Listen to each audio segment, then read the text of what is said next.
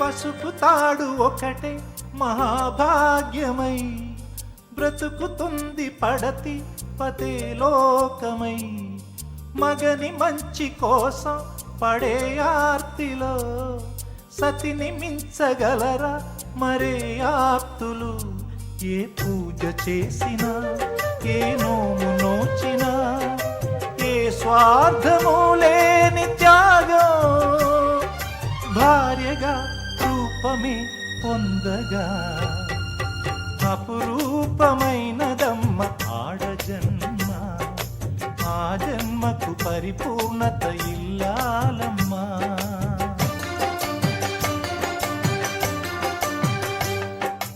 అపురూపమైనదమ్మ ఆడజన్మ.